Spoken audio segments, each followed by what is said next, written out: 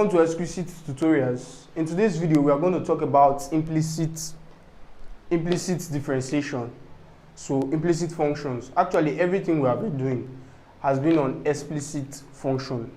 Explicit functions are those functions that the dependent variable, which is your y, is actually the subject of the formula. That means y is standing alone.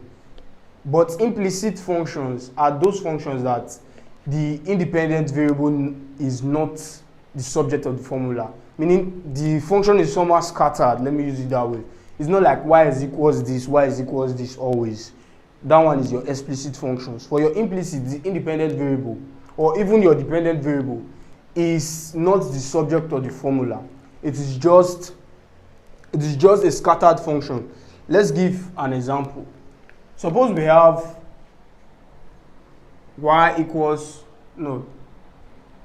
x squared plus 3x cubed y squared. Now y is not standing alone now. This is where the implicit differentiation comes into place. Plus 4xy plus 3 equals 0. And you are asked to look for dy dx. This is where your implicit comes into place. And you are asked to look for dy dx. Now some functions, even when they are implicit functions, you can actually look for your gradient and still leave it in terms of x only. But some functions, you can't actually leave it in terms of x. Or if you try leaving it in terms of only x, it will be very, very broad. For functions like this now, let's assume this was square, and you are able to find x in terms of y, or you are able to find y in terms of x, such that after differentiating, you eliminate all the y and put it in terms of x. Your final answer will be very, very long compared to your dy dx when it is a function of x and y. So I know some of you may be confused of what I just said now, but don't worry, just follow me and you see what I'm talking about. Now, when you want to differentiate implicitly, now anytime you differentiate y, you keep dy dx close to it. That means you times it with dy dx. Because anytime you have y equals 3x squared, for example, and you're asked to differentiate, it is because you differentiated y to have 1. That is why you have dy over dx. But actually, in actual sense, when you differentiate x, you're supposed to put dx. And when you differentiate y, you're supposed to put dy. That is how it's supposed to be done. But because it is faster when you differentiate y, just put dy dx. And when you differentiate x, do not put anything, leave it like that. So it is faster that way. So if I differentiate x squared, I will have 2x plus. Now this is product rule. I can keep this 3 outside, or I can keep this 3 outside. This is product rule, and in product rule, we have keep the first one, differentiate the second one, then keep the second one, differentiate the first one. Now when I keep x cubed, what I'll be differentiating is a function of y, meaning that after differentiating, I must put dy dx since this is y. So I will have times 2y, because when I differentiate y squared, I have 2y. Then I'll have dy over dx.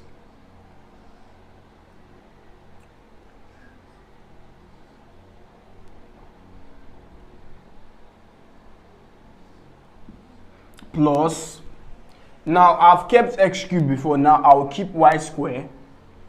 Then differentiate x cubed, which is 3x squared.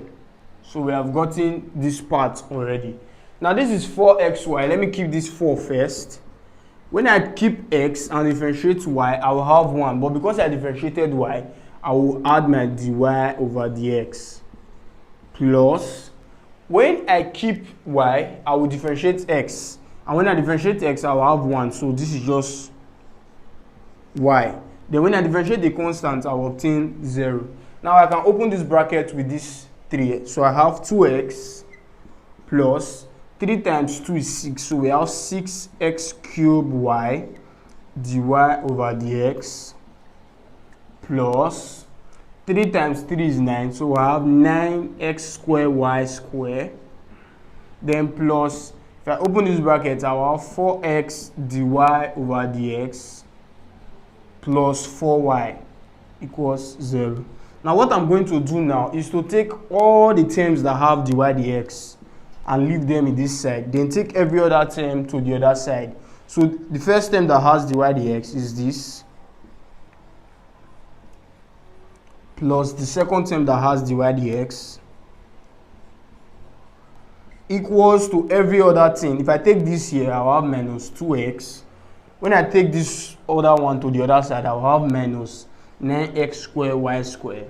Then when I take this one, I'll have minus 4y. So what's common between these two? What is common is actually dy dx.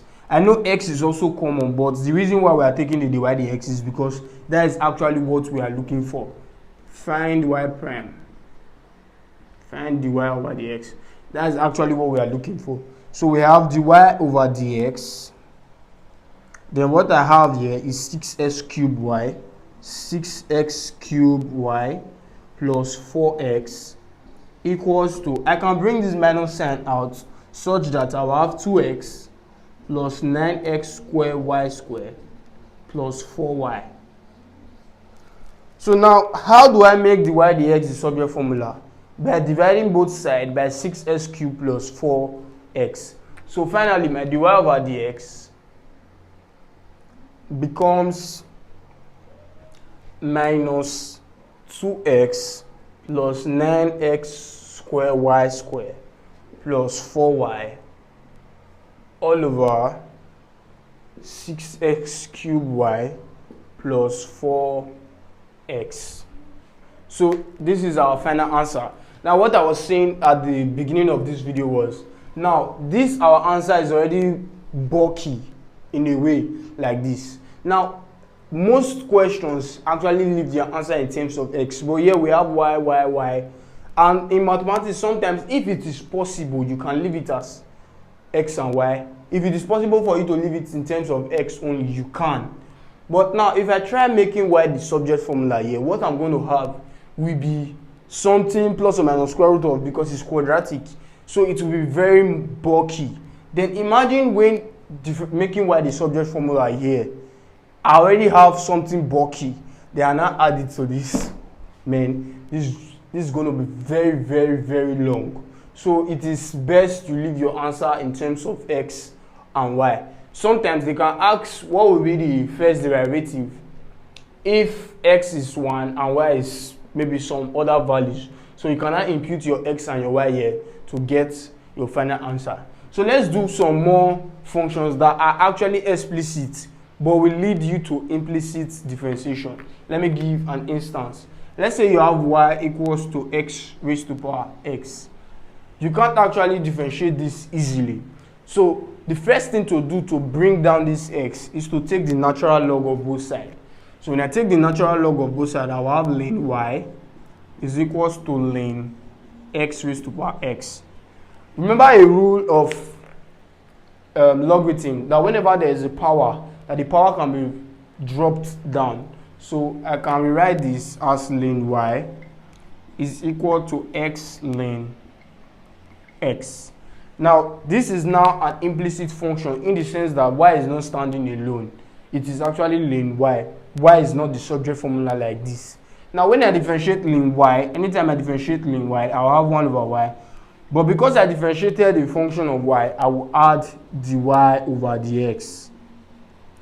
Then this is actually your product rule. I will keep x, then differentiate ln x. When I differentiate ln x, I will have 1 over x. Then plus, I will keep ln x, then differentiate x. When I differentiate x, I will have 1. So 1 times this becomes ln x. So that's not the final answer. Let me go further.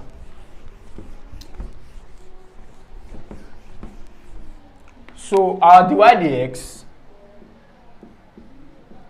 becomes, if I take y to this side, if I cross multiply, I'm going to have y open brackets. Now this x can cancel out this x, so that I'll have 1. So I'll have 1 plus ln x.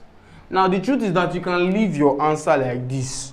You can leave your answer like this. But remember that y is x raised to power x. Remember that y is x raised to power x. So I can substitute my y. So let me just write, recall y is equal to x raised to power x. Now I cannot substitute this value of y because it is not really complex. It's a simple function.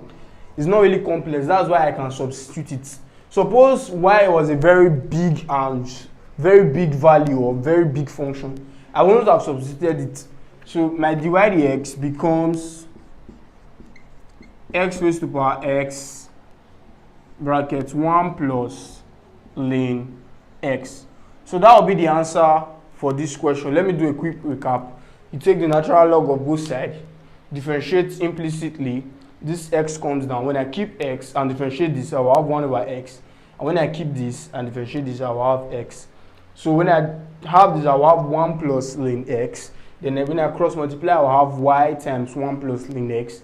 Then when I now substitute the value of x, I will have x raised to power x times 1 plus ln x. Now you can decide to leave your answer in this form, or you can decide to open the bracket. So let's do one more example and we'll end this video here. What if you have something like y equals x raised to power x raised to power x? So the first thing to do again is to take the natural log of both sides. So I'm going to have ln y is equals to ln x raised to power x raised to power x. Now remember, in indices, once you have something like in logarithm, the power will come down. But mind you, the power is not x. The power of x is actually x raised to power x. So what will be dropping is not x. It is actually x raised to power x. So our ln y becomes x raised to power x dot ln x. Now if you want to do this implicitly, now you can decide to, if you differentiate x raised to power x, this is what you get. If you to keep this as your standard, instead of wasting your time, you can just keep this as standard. So let me differentiate both sides. If I differentiate this, I'll have 1 over y dot my dy over dx. Let me just put it as y prime equals to, keep this, I will have x raised to power x. Then when I differentiate ln x, I will have 1 over x. Then plus, keep this ln x. When I differentiate x raised to power x, I will have x raised to power x bracket 1 plus ln x. But that's not our final answer. We're looking for dy dx, not dy over dx, then over y. So I'll make y prime the subject of the formula such that I'll have y prime is equals to, when I cross multiply, y comes to this side, y open brackets, I will have x raised to power. Now these two have the same base, so I can write this as x raised to power x minus 1, then plus x raised to power x ln x. I brought this one first before this, then the brackets 1 plus ln x. Now remember, our y is x raised to power x raised to power x. So my y prime becomes x raised to power x raised to power x, open brackets, x raised to power x minus 1 plus x raised to power x ln x, bracket 1 plus ln x, close the brackets. Now if you observe, basically this function is actually very bulky. Very bulky. Now I can decide to take this x raised to power x as a power here, so that I will have ln x raised to power x raised to power x, and remove this x raised to power x raised to power x as y back again, and put this as ln y. Whichever way, there are many ways to kill a rat. But since I can easily put everything in terms of x, so this answer is actually still nice. So that will be all for this video. Please do not forget to like and subscribe to our YouTube channel. In our next video, we'll talk about the inverse trigonometrical functions. Thanks for watching.